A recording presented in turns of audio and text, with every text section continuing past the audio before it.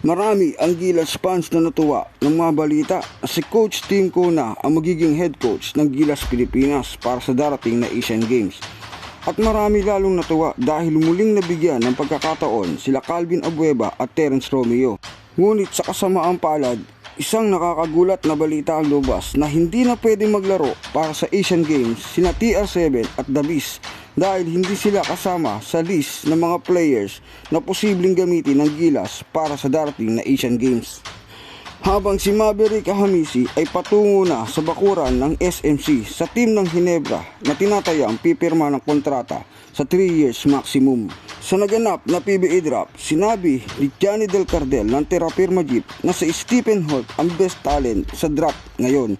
Pero ang kailangan nila ay isang big man, kaya naman marami din ang nagulat na mismo sa draft ay si Stephen Holt ang pinili ng Jeep bilang first pick overall.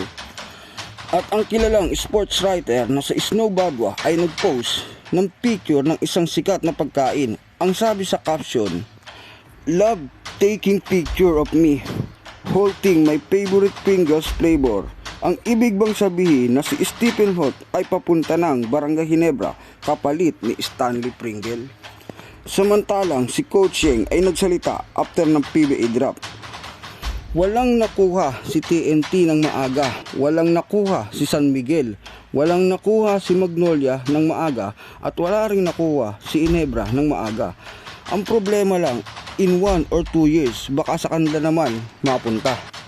Muli na namang nagbitaw ng patama si Coach Yeng para sa mga grupo ng SMC at MVP teams. Kung nagustuhan mo ang aking video, paki-like, share, at magkomento ka na rin kung anong iyong masasabi. Pakipindot na rin ang subscribe button para updated ka sa mga susunod na video. Salamat po sa panonood. Anong inyong masasabi sa mga balita sa PBA ngayon at sa Gilas Pilipinas? Magkomento ka na rin at babasahin ko ng isa-isa at baka sakaling magawa ng video sa mga susunod na content. Salamat po.